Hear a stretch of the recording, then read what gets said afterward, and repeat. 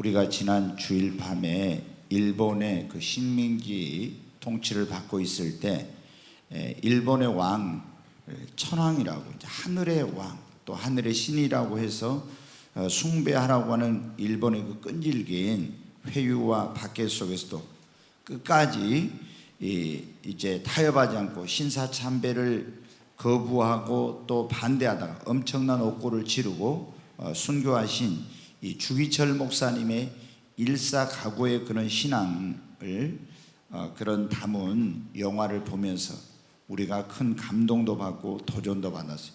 저도 이제 주기철 목사님의 생애를 여러 번 읽고 또 일사각오란 책도 읽고 또 나의 오중 기도라고 하는 그런 제목의 그 설교를 하실 때 그 내용을 보면서 책으로도 제가 많이 감동을 받고 읽을 때마다 눈물을 흘렸었어요.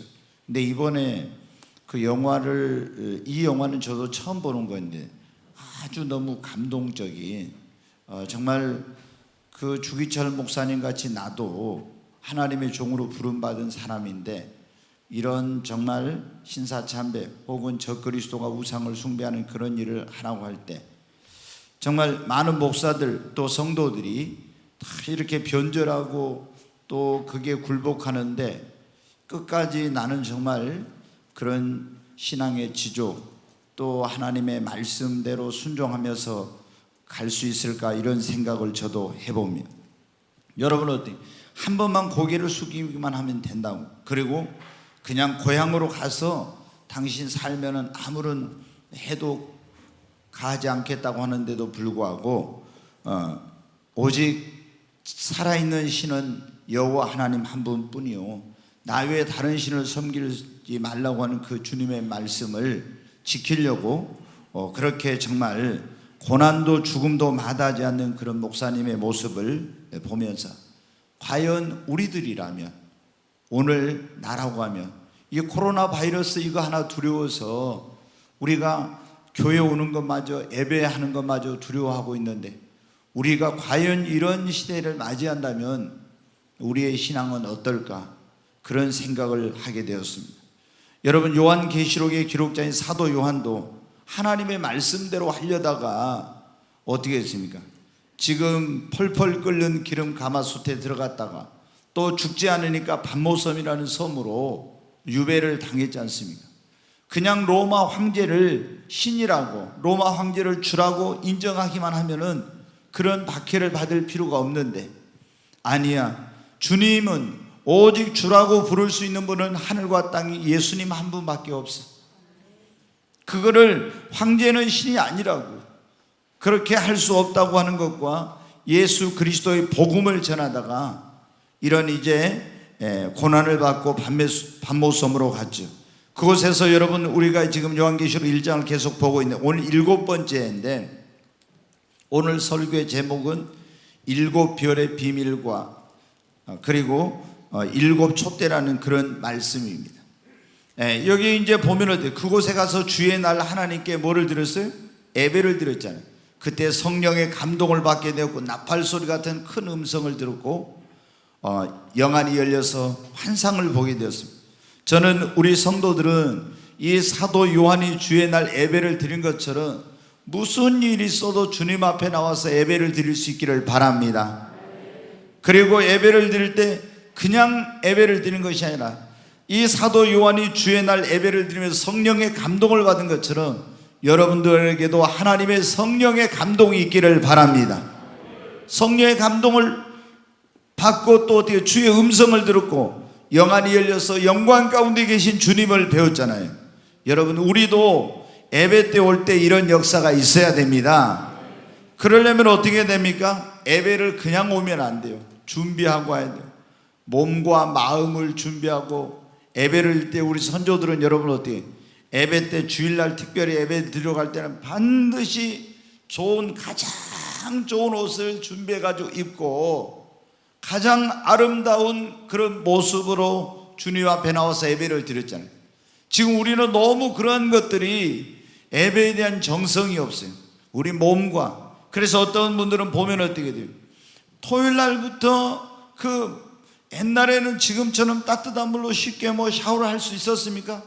찬물로 목욕 재개하고 얼마나 그렇게 하면서 몸과 마음을 준비했느냐.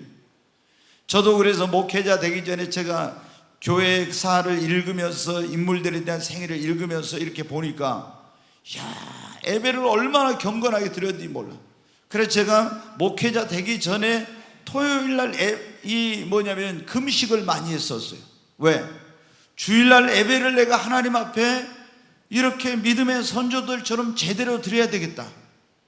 그래가지고 토요일마다 금식을 하면서 나 자신을 돌아보면서 하나님 앞에 지난 일주일 동안 삶에 잘못한 거 있으면 회개하면서 이렇게 제가 예배를 드리러 갔었어요. 근데 지금 여러분 어때요? 우리가 예배 드릴 때 이렇게 하나님 앞에 경건하게 정성을 다해서 예배를 드리려는 사람이 별로 없죠. 여러분, 우리가 정말 이 사도 요한은 주의 날 하나님 앞에 예배를 드렸잖아요.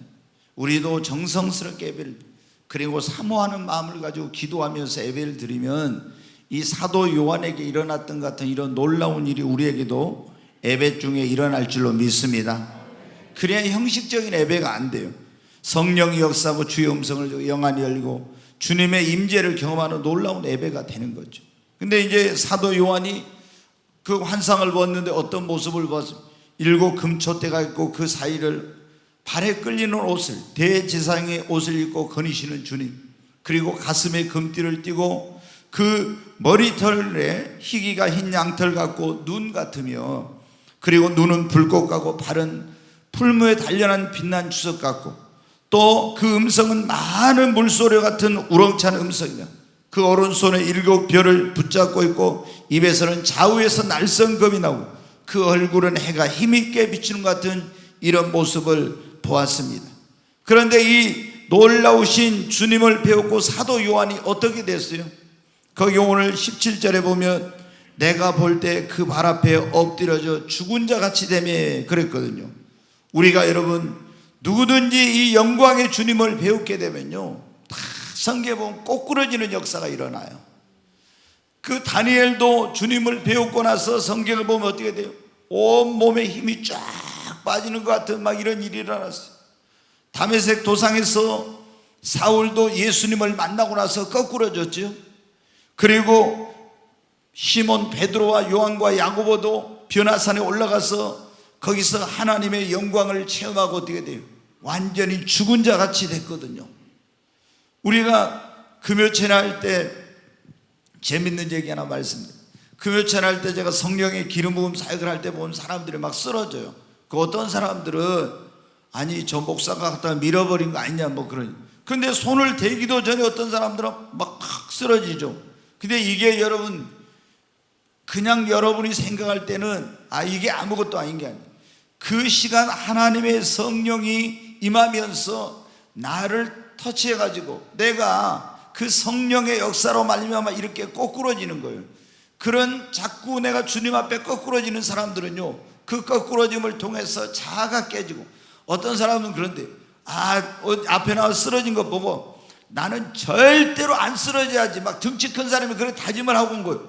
근데 이렇게 가서 손을 대니까 어떻게 돼? 다리에 힘이 쫙 풀리면서 그냥 뒤로 벌렁 떨어져 가지고 이런 일들이 일어나요. 여러분 어때요? 우리가 주님을 만나오면은 하나님의 성령이 임하고 주님의 놀라운 임재를 경험하면 어때요? 사람들이 쓰러지고 죽은 자 같이 돼요. 그래서 금요철에 일어난 그런 일도 여러분은 그걸 잘 모르겠지만 강력한 주님의 임재가 있는 거예요. 그게. 그래서 쓰러진 사람들을 제가 전에 어떻게 돼요? 얼른 만지지 말고 놔두라 하겠어요. 그러면 쓰러졌을 때 하나님의 성령의 기름을 임하면서 영안이 열리고 주의 음성을 듣게 되고 환상을 보고 막 이런 일이 있게 되거든요. 여러분, 그런데 이제 이 주님을 배우면 어떤 일이 일어나냐? 대부분 감격의 눈물을 흘리게 됩니다. 제가 처음에 이제 환상은 가끔 봤었지만 98년도 7월 24일 날 하늘이 열리고 정말 하나님의 그 영광을 보게 되었을 때 그야말로 눈물 콧물이 다 쏟아지더라고요. 하나님의 음성을 들었습니다. 사랑하는 아들아, 내가 너를 사랑한다고. 주님을 만나고 그 영광을, 그 주님의 임재를 하니까 눈물 콧물이 다 쏟아지더라고요. 그리고 주님을 배우면 어때? 이사야가 성전에 들어가 예배를 드리러 갔다가 거기서 어떻게 했어요? 영광의 주님을 배우게 돼요. 그 보좌 위에 앉으신 주님을 배우게 된 거예요. 그래서 화로다 화로다 나는 부정하는 자로다 하면서 막 그렇게 그 거룩하신 하나님 앞에 가게 되면요, 얼마나 우리가 부정하고 얼마나 우리가 더럽고 추한 자인지 그걸 깨닫게 돼서 막 한없이 회개가 나오게 되는 거예요. 그리고 주님을 배우면은 그 변화산에서 시몬 베드로와 요한과 야고보가 그런 것처럼 황홀경에 빠지기도 하고요. 그래서 입신을 해가지고 천국과 지옥을 가는 그 보고 오기도 하고 이런 일이 일어나고 사명을 깨닫게 돼요. 그때 이제 이사야 선지자는 그랬잖아요. 그가 자기가 화로다 화로다 나는 망하게 되었다고 이렇게 할 때 주님의 음성이 들렸습니다. 내가 누구를 보내며 누가 우리를 위하여 갈고, 이런 주님의 음성. 그래서 내가 여기 있나이다 나를 보내서도 자기의 사명을 깨닫는 역사가 일어났어요. 그리고 이 야곱이 야보강 나루터에서 주님을 만나고 사울이 다메섹 도상에서 예수님을 만나고 나서 어떻게 돼요? 완전히 변화되는 역사가 일어났죠. 사울이 바울로, 야곱이 이스라엘로 변화된 것처럼 여러분이 주님을 만나게 되면 여러분도 이렇게 감격스러운 일, 그리고 이런 회개가 터지고 입신이나 황홀경에 빠지게 되고 사명을 깨닫게 되고 새 사람으로 변화되는 역사가 있는데, 이런 역사가 여러분에게 있기를 바랍니다. 사도 요한이 어떻게 돼요? 주님을 배웠고 엎드려졌잖아요.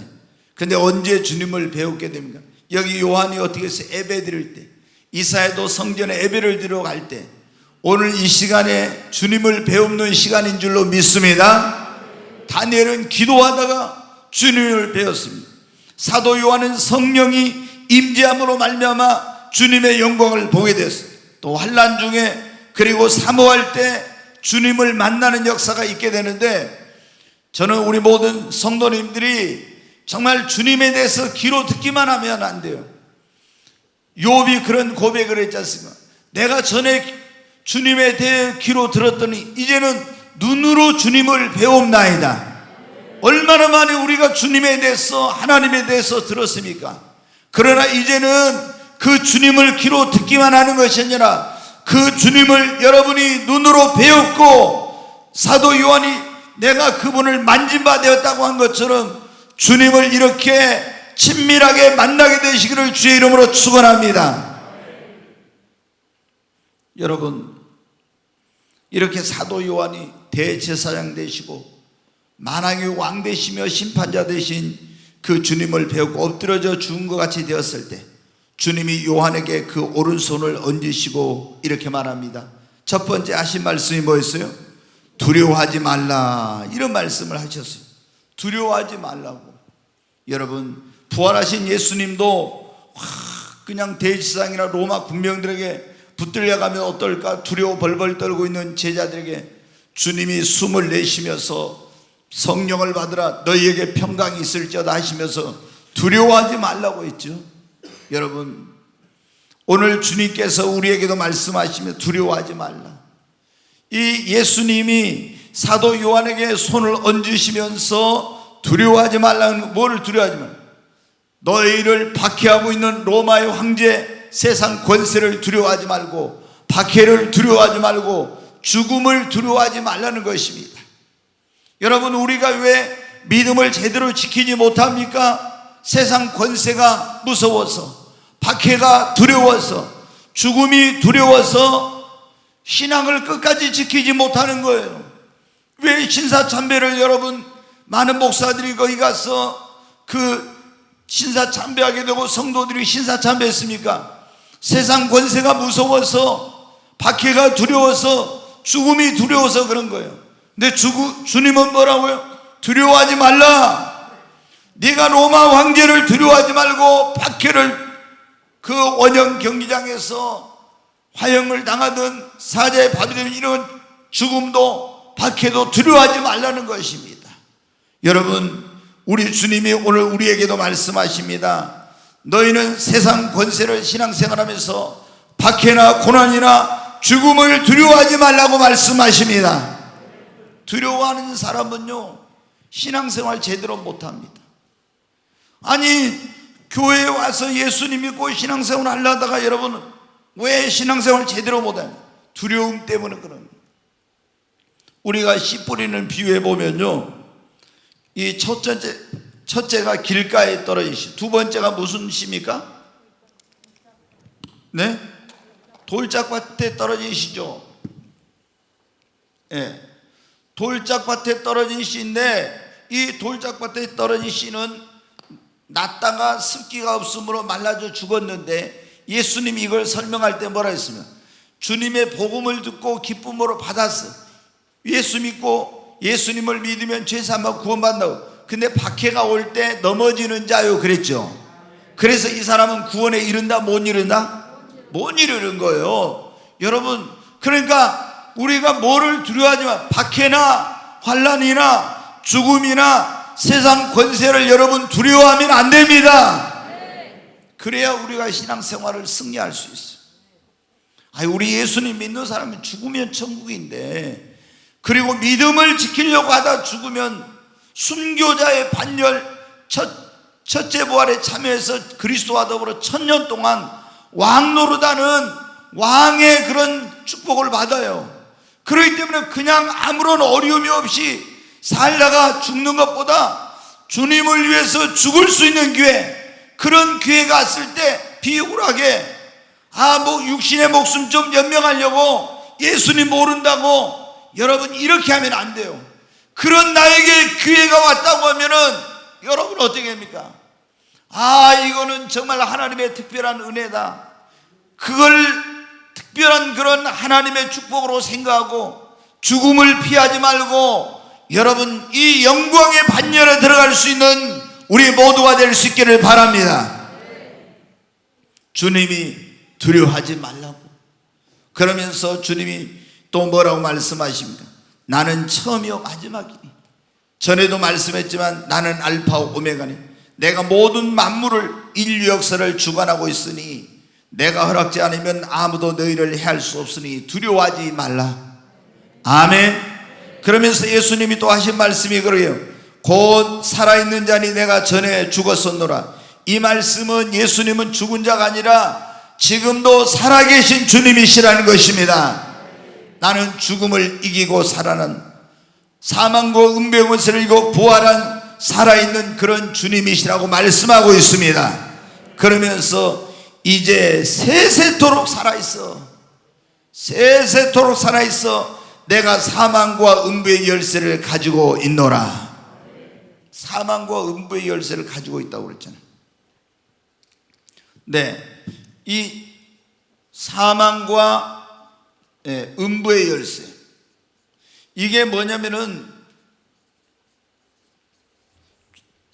죽이고 살리고 하는 권세를 가지고 있다는. 성경에 보면은 예수님께서 내가 이런 열쇠를 가지고 있다 이런 말씀을 하셨어요. 근데 이제 예수님이 무슨 열쇠를 가지고 있냐? 마태복음 16장 한번 보겠습니다. 자, 같이 읽습니다. 내가 천국 열쇠를 네게 주리니 네가 땅에서 무엇이든 매면 하늘에서도 매일 것이요 네가 땅에서 무엇이든지 풀면 하늘에서 풀리리라 하시고. 여기 보면 이제 가이사랴 빌립보에서 예수님이 제자들에게 물어봤어요. 사람들이 나를 누구라고 하느냐? 그러니까 어떤 사람은 뭐 죽은 세례요한이 살아났다고, 엘리야나 에레미야나 선지자 중 하나 같다고 합니다. 그러니까 예수님이 제자들 너희는 나를 누구라고 하느냐 이렇게 물었더니 베드로가 뭐라고 했어요? 주는 그리스도시요 살아계신 하나님의 아들이십니다. 그러니까 예수님이 칭찬하시고 나서 내가 너에게 뭐를 준다고요? 천국 열쇠를 주신다고. 네, 주님은 천국 열쇠를 가지고 계세요. 천국 열쇠. 네, 천국 열쇠를 가지고 계시고 또 뭘 가지고 있어요? 계시록 3장 7절 말씀을 보겠습니다. 빌라델비아 교회의 사자에게 편지하라. 거룩하고 진실하사 다윗의 열쇠를 가지시니 곧 열면 닫을 사람이 없고 닫으면 열 사람이 없는 그가 이르시되. 여기 보면 무슨 열쇠요? 다윗의 열쇠가 나와요. 이게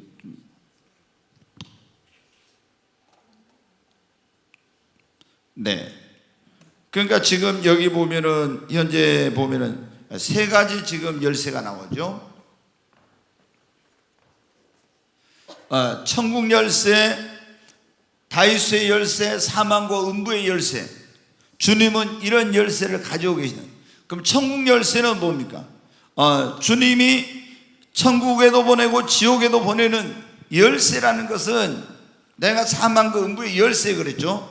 이 열쇠는 뭐를 의미하냐면 그분이 가지고 있는 권세를 상징합니다. 권세를.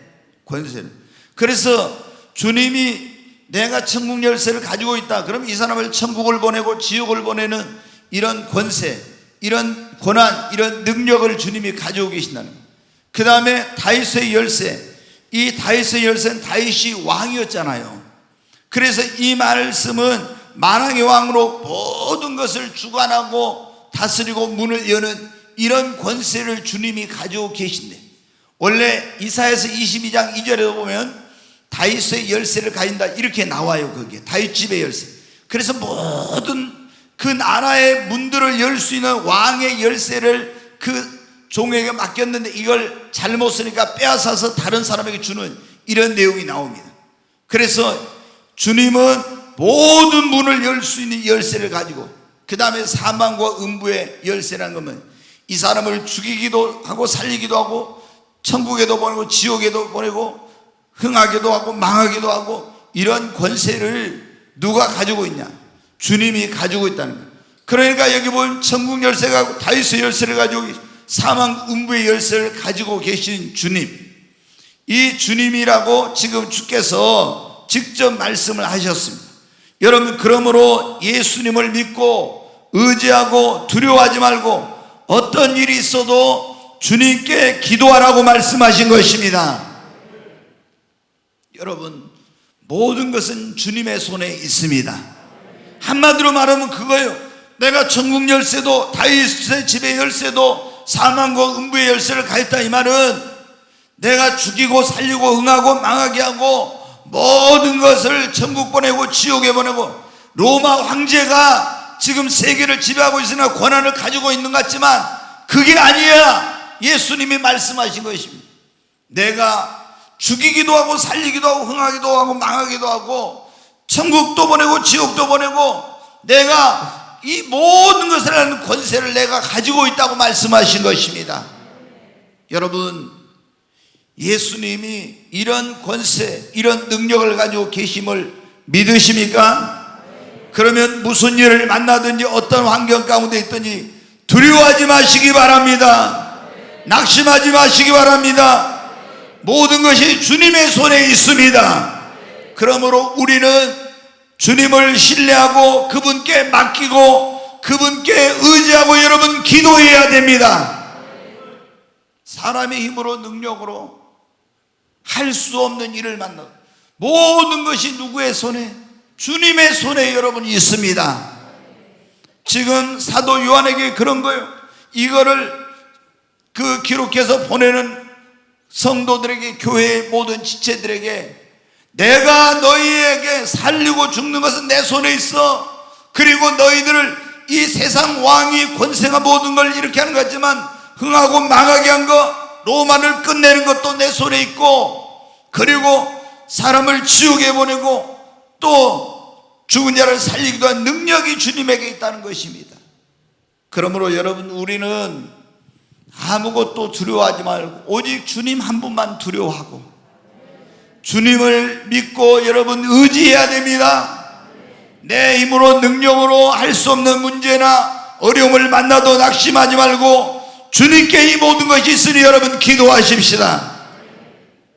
그러면서 여기에 보면은 예수님께서 이런 말씀을 했어요. 19절에 보면은, 그러므로 19절에 네가 본 것과 지금 있는 것과 장차 될 일을 뭐라고요? 기록하. 세 가지를 네가 본 것.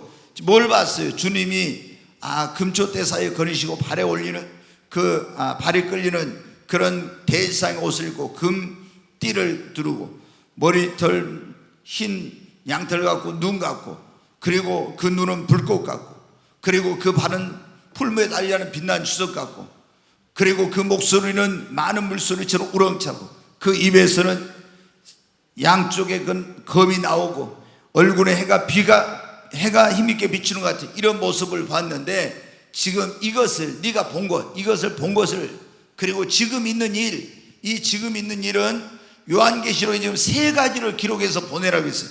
이 세 가지가 뭐냐면은, 첫째, 환상 가운데 본 예수님, 네가 본 것, 환상 가운데 본 예수님, 그분에 대해서 네가 본 것을 기록해. 그 다음에 지금 있는 일 그랬죠. 지금 있는 일은 뭐냐면 계시록 2장과 3장에 뭐가 나오냐면 소아시아 7교회의 지금 상황에 대해서 주님이 말씀하신 것이다. 그 다음에 이제 세 번째 뭐라고 했습니까? 거기 보면 장차 될 일을 기록하라 그랬죠. 그게 이 장차 될 일은 어디서부터냐 그러면은 이제 계시록 정확히 하면 6장인데 계시록 4장부터 22장까지 이게 장차 되어질 그런 일이에요. 이제 4장에는 올라가면 4장 5장은 예수님께서 천국에 사도 요한을 올려보내가지고 거기서 하늘나라의 예배가 어떻게 드려지고 있는지 그걸 보여줬는데, 앞으로 되어질 일, 이것을 기록해서 소아시아에 있는 7교회에 보내라 그랬습니다. 그런데 이것은 단지 소아시아에 있는 7교회만이 들으라고 보라고 한 것이 아니라 모든 교회를 위한 것입니다. 근데 주님이 이것을 기록해서 보내라고 하는 목적은 뭐냐? 그럼 환난 가운데 있는 성도들을 위로하기 위한 것입니다. 여러분이 요한계시록을 많은 사람들이 있잖아요. 오해하고 있는 것 가운데 하나가 뭐냐? 그럼 요한계시록을요 읽으면 벌벌벌 떨어, 불안해하고 두려워해요. 그래서 무서워서 요한계시록 안 읽는다는 사람, 이거는 정말로 여러분이 성경을 오해한 거예요. 요한계시록을 기록한 첫 번째 목적이 뭐냐? 그 당시 성도들이 엄청난 박해와 환난과 어려움 속에 있었잖아요. 그럼 기록한 첫 번째 목적이 뭐예요? 그 환난과 고난 속에 있는 성도들에게 뭐를 주기 위해서? 위로를 주고 소망을 주기 위한 겁니다. 아멘. 그러니까 우리가 이렇게 엄청난 고난과 환난과 어려움 속에 있어도 그 요한계시록 읽으면은 거기서 뭐가 정말 우리를 붙들고 계시는 주님, 알파 오메가 되셔서 모든 걸 주관하고 계신 주님, 그리고 장차 우리를 위해서 예비하는 천국의 그 영광스러운 모습을 요한계시록에서 보게 되는 거예요. 그러니까 내가 이 환난 가운데서도 낙심하지 말자, 두려워하지 말자, 이게 전부가 아니구나, 승리케 하시는 주님이 나와 함께 하시구나, 뭐가 생겨요? 소망이 생기는 것입니다. 그래서 고난 가운데 있는 성도들은 사실은 계시록을 많이 읽어야 됩니다. 아멘. 근데 지금 우리는 어떻게 돼? 거꾸로 돼가지고 있잖아요. 요한계시록을 읽는 걸 무서워하고, 이게 안 믿는 세상에 대해서, 그리고 주님을 떠난 사람들에 대해서 어떤 심판할 것인지에 대해서 보여주고 있지만, 믿는 자들에게는 얼마나 주님이 영광스러운 자리로 그들을 인도하고 보상하고 축복해 주시고 이런 것을 기록해 놓은 거예요. 그렇기 때문에 우리 예수님을 제대로 믿고 신앙생활 하려는 사람들은 요한계시록을 읽으면서 이 세상은 이거 잠깐인데 여기에 우리가 얽매이지 말고 영원한 하나님의 나라의 천국을 바라보고 살아야 되겠구나, 이런 믿음을 가지시기 바랍니다. 두 번째로, 이 요한계시록을 전에 제가 기록한 목적에 대해 말씀인데 다가올 미래를 준비하라는 것입니다. 아멘. 자, 지금 4장부터 22장까지는 앞으로 되어질, 장차 되어질 일이라고 했잖아요. 그래서 특별히 이제 6장부터 22장까지 여기는 이제 그 안에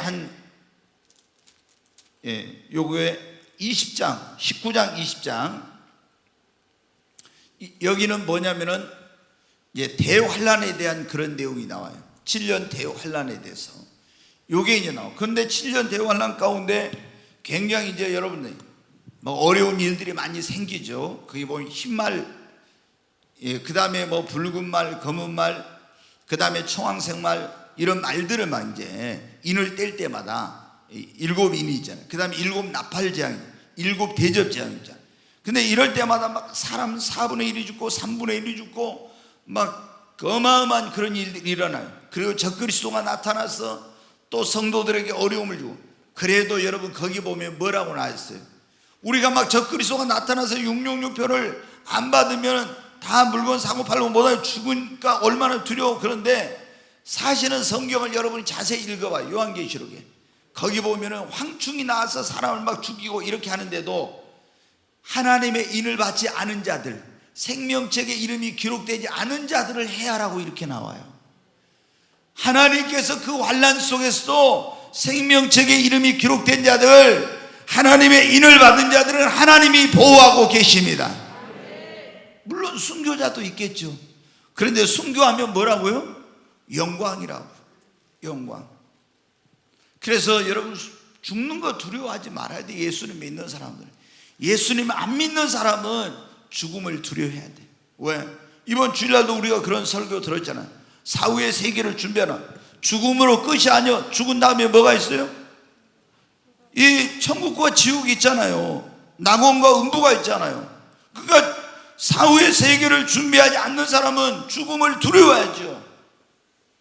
내가 없다고 부정한다고 해서 하나님이 안 계십니까? 내가 천국과 지옥이 없다고 해서 실제하는 천국과 지옥이 없습니까? 아니에요. 이거 어리석은 사람들이요. 내가 눈에 보지 못했다고 해서 없는 게 아니에요. 여러분 우리가 지금 공기가 여기 있으니까 숨을 쉬고 살고 있어. 눈에 보입니까? 여러분 한 번이나 공기 봤어요? 그러나 공기가 존재한다는 걸 믿죠. 전기 여러분 한 번이나 눈으로 봤습니까? 안 보이잖아요.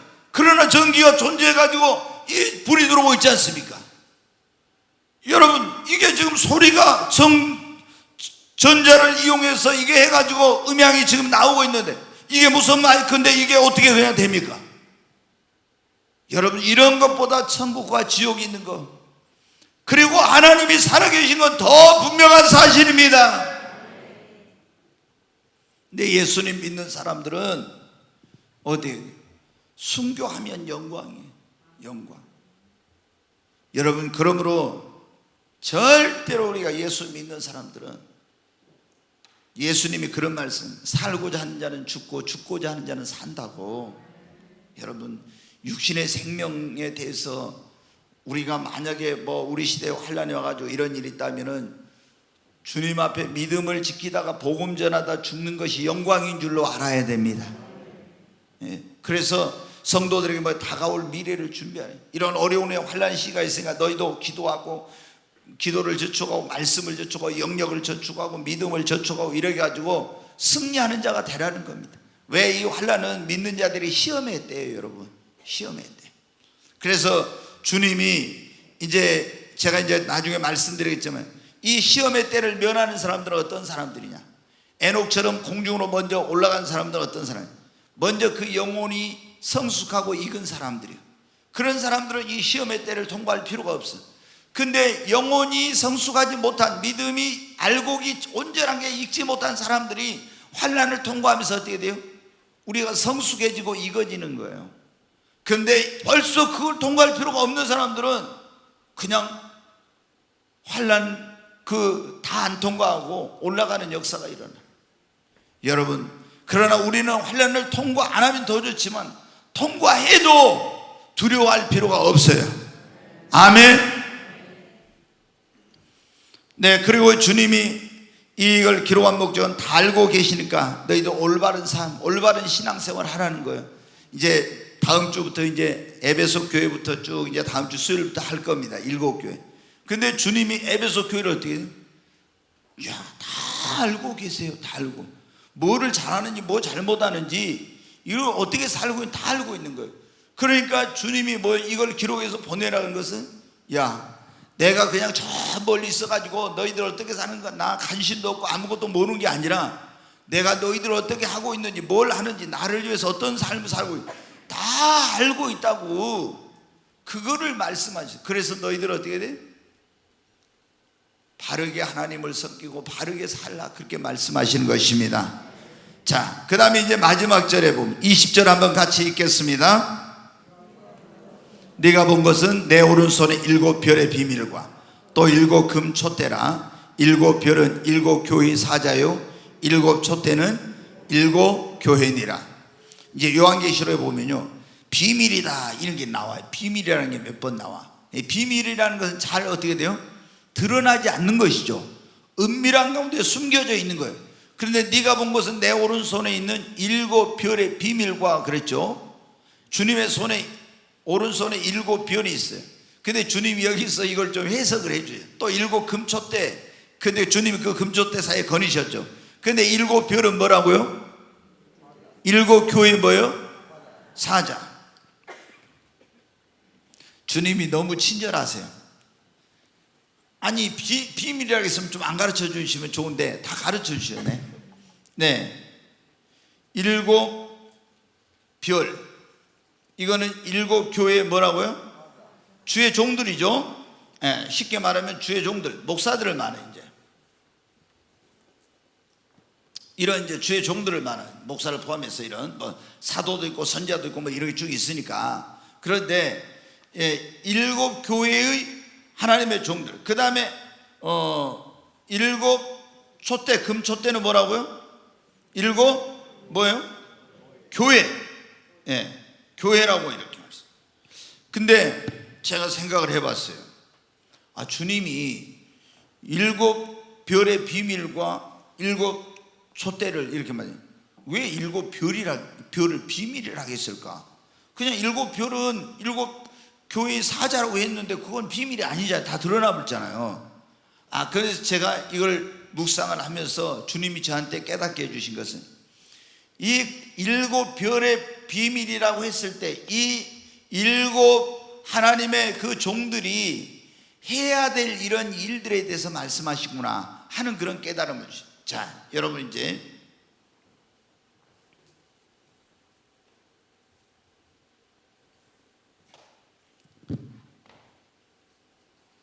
주의 종들을 별이라고 했잖아요. 별.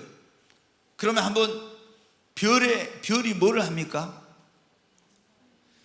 이 주의 종들이 뭔가 한 걸 알려면요, 별이 무슨 역할을 한 걸 알아야 돼요. 그럼 별은 뭐를 해요? 예? 뭐라고요? 어두운 세상을 이제 밝게 하죠. 밝게 비추는 역할을 해요.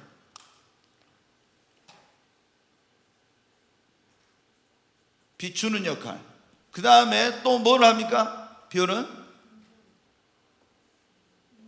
예? 지금 시대에는 뭐 나침반도 있고 뭐 별거 다 있어가지고 GPS 뭐 별거 다 있었는데, 이 2000년 전에는, 그때는 우리가 어디 나그네들 여행 가려면 뭐예요? 별자리를 보고 어떻게 돼요? 방향을 찾아가지고 갔죠. 그때는 그랬잖아요. 방향 제시. 어디가 북두칠성이 있는 거, 어디가 뭐 오리온 뭐 이런 거 찾아가지고 별자리 보고 갔잖아요. 그 다음에 별은 어떻게 돼요? 모르겠습니까? 자, 동방박사들이 누가 인도했어요? 동방박사들 여러분 어때요? 동방박사들을 별이 어떻게 했어요? 인도해. 그러니까 별은 보니까 세 가지 역할을 해. 어두운 것을 밝히는 역할, 방향을 제시하는 역할, 주님께로 이게 별을, 동방박사들을 인도했잖아요. 그러니까 주의 종들은 무슨 역할을 하냐? 어두운 세상에서 이 주님을 모르는 사람들을 주님께로 인도한 이 별처럼, 별이라고 일컬은 주의 종들은 많은 영혼을 누구 앞으로 인도해야 돼요? 주님 앞으로 여러분이 인도해야 되는 겁니다. 아멘. 하나님의 종들은, 그러니까 이걸 다 설명했으면 이게 비밀이 아니야. 근데 이걸 설명을 안 해놨으니까 이게 비밀이야. 그래서 동방박사들이 예수님이 태어난 것을 어떻게, 뭘 보고 알았어요? 별을 보고 알았잖아요. 별이 가르쳐 줬어. 그러니까 이 구원자가 이 세상에 왔는데 이 세상에 있는 사람이 모른단 말이에요. 그러면 누가 이것을 세상 사람들에게 구원자 예수님이 태어났다는 걸 가르쳐 줘야 돼요? 1차적으로는 주의 종들이 가르쳐 줘야 돼. 그거를 전해야 돼. 그리고 그 사람들을 어디로 인도해요? 구원자이신 예수님 앞으로 인도해야 됩니다. 주의 종들은 그래가지고 그들이 뭘 하게 해야 되냐? 그 구원자이신 예수님을 만나서 구원받고 동방박사들이 와서 그분을 경배한 것처럼 구원받은 그분들이 하나님을, 예수님을 경외하는 삶을 살도록 주의 종들이 그들을 가르치고 인도해야 되는 것입니다. 이게 주의 종을 별이라고 해서 하는 거예요. 그 다음에 주의 종들은 여러분 어떻게 돼요? 이 별들이 어두운 캄캄한 밤에 갈 길을 모르는 사람의 방향을 제시한 것처럼 어두운 제약된 세상에서 내가 어디로 가야 될지 갈 길을 알지 못하 방황하는 인생들을 어떻게 돼요?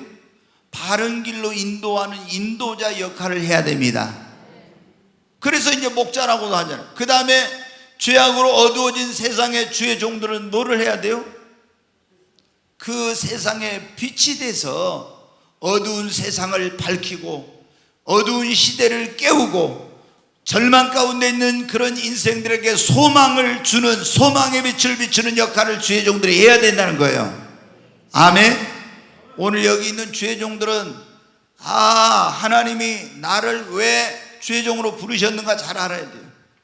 나를 이 별이 가서 구원자가 태어났다고 알려준 것처럼 예수님을 전하라고, 그리고 그 사람들을 예수님 앞으로 인도해서 구원자인 예수님을 만나 구원받고 그분을 경배하는 삶을 살도록 하는 역할을 하라고, 그들에게 하라고.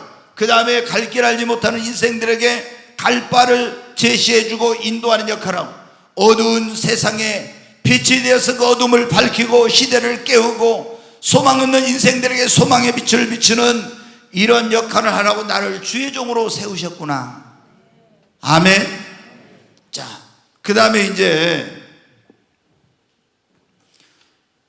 네가 본 것은 오른손에 있는 내 오른손에 7별과 또 뭐라고 했어요? 7 뭐라고요? 촛대다 그랬어요. 자, 이제 그럼 보겠습니다.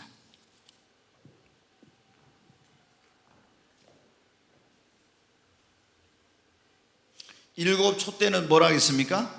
7 교회. 촛대는 교회다고. 그러면 이걸 지금 뭐라 하냐? 그럼 이거는 촛대는 교회를 말하는데 이것은 교회의 사명. 교회란 걸 한번 물어보겠습니다. 교회가 뭐가 교회입니까? 이 건물이 교회가 아니라 예수를 믿는 사람들이 모인 것을 교회라고 하죠. 그러니까 이건 다른 말로 하면 뭐냐? 사람이 교회예요. 건물이 교회가 아니라. 그러니까 이것은 교회의 사명이라는 것은, 교회라는 게 뭐예요? 성도들이 모인 것이 교회예요. 그러니까 이것은 다른 말로 하면 성도의 뭐라고요? 사명을 가르쳐 주려고. 촛대가 여러분, 자 이제 한번 보겠어요. 촛대.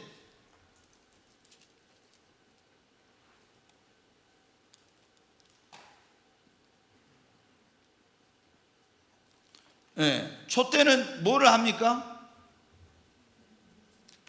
성현실 집사님, 촛대는 뭐를 해요? 금촛대예요. 금촛대. 그러니까 이게 뭐예요? 어두움을 어떻게 해요? 어두움을 밝혀. 그러죠? 어두움을 밝히는. 이상하네. 국문학 한신문 밝힐 때 어떻게 해? 리을 기어? 맞아? 헷갈려가지고 그래. 우리 성현실 집사님이 국문학 교육학 석사구나. 국문학 학사고. 그러니까 내가 물어본 거예요, 저기야. 어둠을 밝히는 역할을 하죠. 제일 중요한 게 이거잖아요. 어둠을 밝히는 역할을. 그래, 여러분 어때요? 그러면은 교회가 해야 될 일, 그래 우리 성도가 해야 될 일이 뭐라는 거예요? 어두운 세상을 뭐라?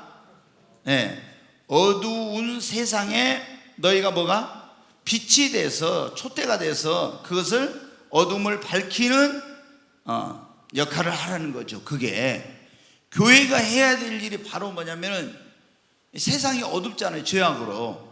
이 죄악으로 어두워진 세상을 이 촛대라고 하는 거, 이거는 바로 교회를 의미하고 성도를 의미하는데, 성도들이 해야 될 일은 어두운 세상을 밝히는 일. 자, 마태복음 5장 14절부터 있는 말씀을 한번 보겠습니다.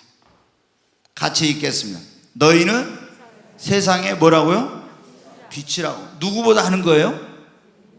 여러분, 예수님 믿는 우리에게 하신 말씀입니다. 너희는 세상에 뭐라고요? 빛이라고. 그래서 산 위에 있는 동네가 숨기지 못할 것이요. 자, 15절 보겠습니다. 사람이 등불을 켜서 말 아래 두지 아니하고 등경 위에 두나니 이러므로 집안 모든 사람에게 비치느니라. 옛날에 여러분 이제 등불이 있어요. 등불. 근데 등불을 말이 있잖아요. 대가 있고 말이 있고, 말이 있는데 그 속에다 넣어놓으면 안 보이잖아요.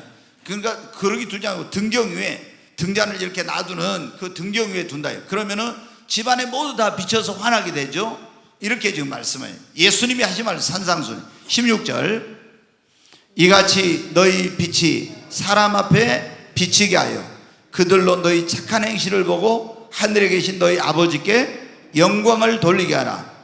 너희는 세상의 빛인데 이 빛을 어떻게 하라고요? 사람 앞에 비치게 하라는 것입니다. 그래서 그들로 너희 착한 행실을 보고 하늘에 계신 너희 아버지께 영광을 돌리게 하라. 여러분, 우리가 예수님 믿는 사람들을 산상수훈에서 보면 이렇게 말씀하셨어요. 너희는 세상에 뭐라? 소금이고, 또 뭐라고 했습니까?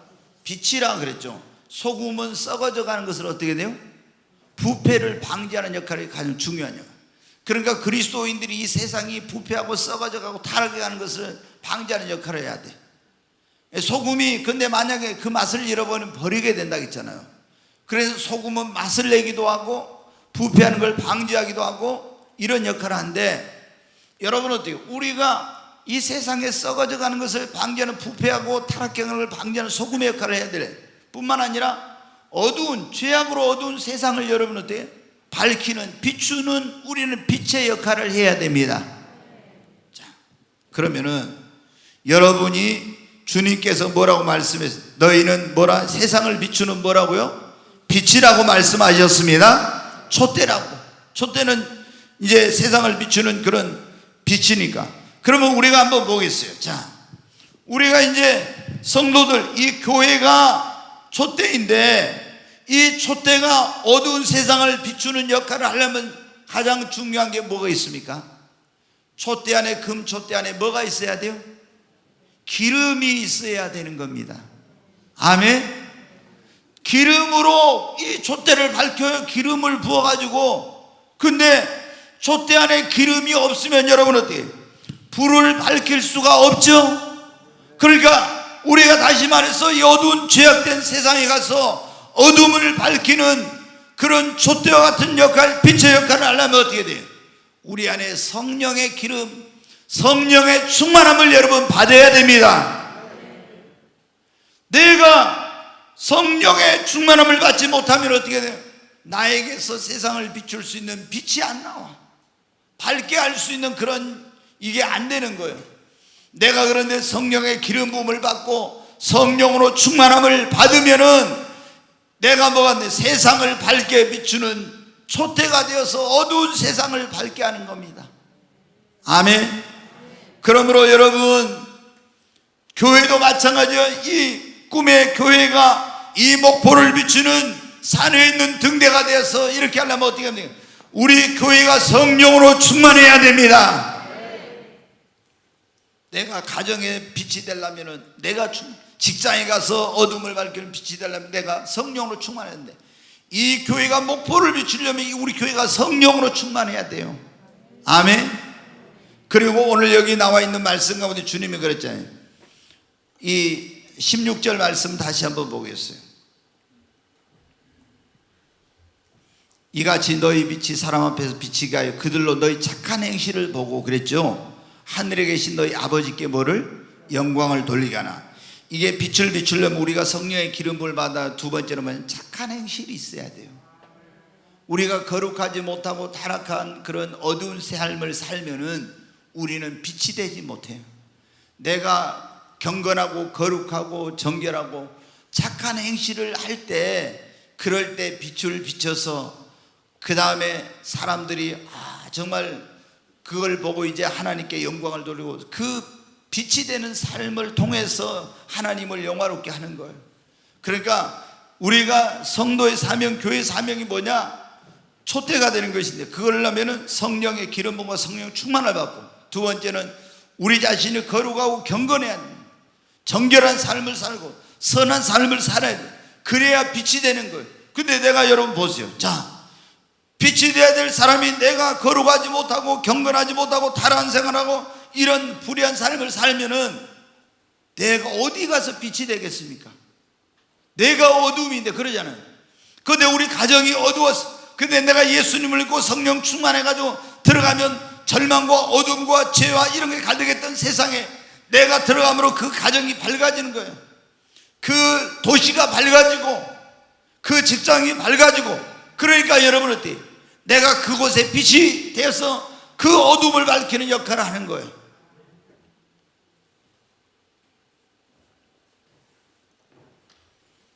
주님이 지금 소아시아에 있는 7교회 사자들과 그 교회의 성도들에게 편지를 보내서, 주의 종들아, 너희는 내가 오른손에 붙들고 있는 7별이야.